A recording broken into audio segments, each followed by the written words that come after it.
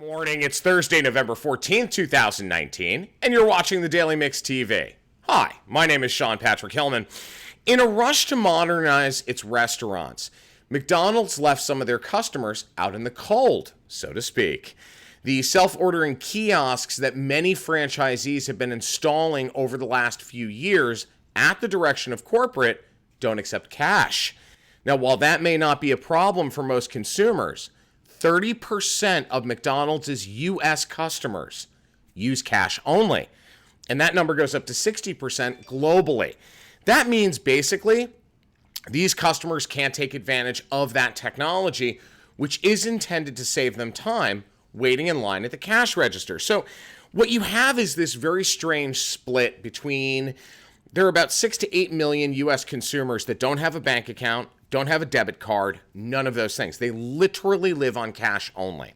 You have two cities, San Francisco and Philadelphia, that don't allow businesses to not accept cash. So Amazon Go, as an example, is a grab-and-go convenience format that does not accept cash. It's not allowed in San Francisco. It's not allowed in Philadelphia.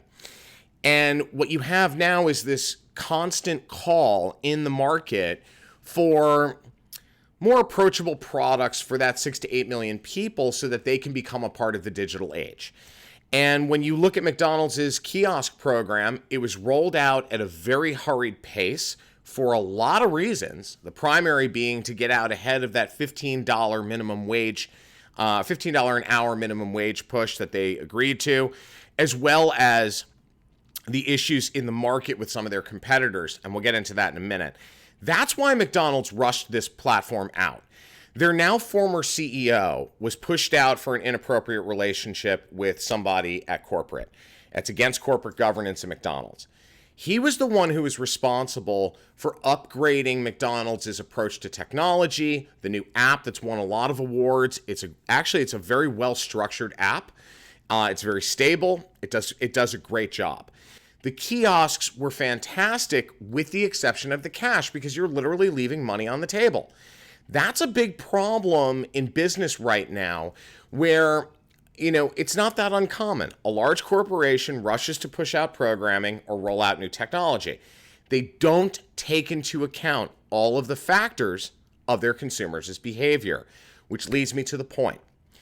In marketing research, if you can't determine what those behaviors are of your consumer, why they're making certain decisions, then you shouldn't roll out that new programming or that new technology, those kinds of things, until you are able to answer that question. It is a big problem in the market right now, and it's costing companies billions of dollars when they don't understand the research that they've already done. So in McDonald's case, I've actually heard they are going to roll out new cash accepting kiosks very soon. They're going to do it in a limited fashion to run tests just to make sure that it works. So they're actually going to do the smart thing on the back half of this situation. It'll be nice to see them, be able to capitalize on that 30% in the US that don't have a credit card or a debit card.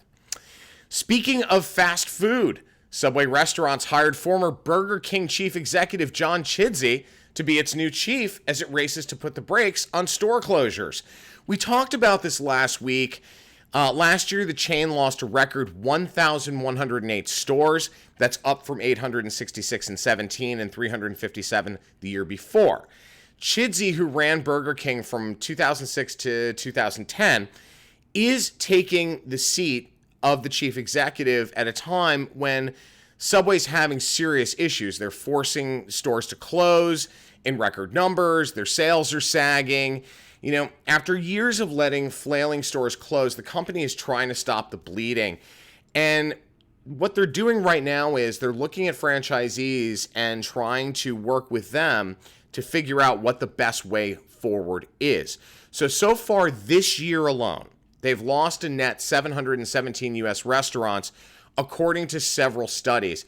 And that means that their bleed rate is going to go down for the first time in 3 years. Now, Chidsey is the first permanent CEO in Subway's 54-year history who is not a member of one of its two founding families. He replaces interim boss Trevor Haynes, who took over in 2017 after Subway co-founder Fred DeLuca's sister, Suzanne Greco, resigned. Now, remember, Subway has had one horrible issue after issue in this decade. So Chidsey definitely has his work lined up for him. The challenge is there. They have the real estate and the location holdings through their franchise network that will allow them to succeed. But they need programming that's going to give people a reason to believe again. And that's something they haven't had in a long time, especially since the incident with former pitch person Jared Fogle. Facebook and Google are lining up to take your money, or at least more of it. The social network is launching a new online payment system, while the search engine giant gears up to offer consumer checking accounts. Facebook Pay allows users to send payments starting with Facebook and Messenger, basically as a slap, to Venmo. Google, meanwhile, is expected to partner with Citigroup and a credit union at Stanford University to offer digital accounts in a bid to take out user data. They want more of your information. Now, as to Google, frankly, I'm a little worried about all of this. Let's start with Facebook. This is a very worrisome issue as Facebook does not have a good history with user data. Think about all of the breaches. Think about all of the privacy issues that they've broken, that kind of thing. As to Google, it's a smart move for them, but it does subject them to serious regulation as they become a financial institution. Even a small unit of Alphabet, that's the holding company for Google, they have to subject themselves to FINRA, SEC law. They have to subject themselves to Federal Trade Commission issues.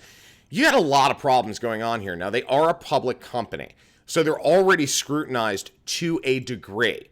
But the minute that you become a financial institution, all of those regulations get pumped up on steroids. So it's going to be interesting to watch. I have a feeling for Google, it will be successful. For Facebook, it's a little different because they do have a somewhat captive audience. Their bleed rate in terms of users canceling accounts is pretty high right now. So for them to offer a convenience format in Pay, like Facebook Pay, makes a lot of sense. But I don't think it's enough to hold on to users that are considering leaving the platform. Now, Nike said it will stop selling its sportswear and shoes directly on Amazon after the brand, quote, struggled to control the Amazon marketplace, according to a story in Bloomberg.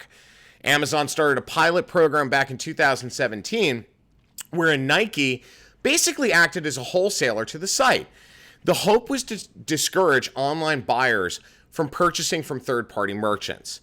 A lot of brands are very cautious about selling on Amazon or eBay due to unauthorized sellers touting cheaper prices, selling knockoffs, those kinds of things. That can greatly reduce the value of popular brands. Now, this move does come as part of Nike's retail overhaul under their new chief, John Donahoe, who actually was at eBay. So what you have in terms of Nike is this significant sea change in their behavior and a shift in their strategy in terms of retail, in terms of how they look at distribution, those kinds of things. It's going to be interesting to watch what happens because Nike has certainly taken its bumps in the last year in terms of higher prices, the issue with Colin Kaepernick earlier this year, which led to great sales in one segment, but then also slapped them a little bit with respect to older consumers. So it's going to be interesting to watch. We'll keep an eye on it for you and report back. Today's going to be a short news day, guys. My name is Sean Patrick Hillman. I'm the editor-in-chief of the Daily Mix TV. If you have any questions, comments, or story ideas, please email thedailymixtv@gmail.com. Have a great day, guys. We'll see you tomorrow when it's Friday.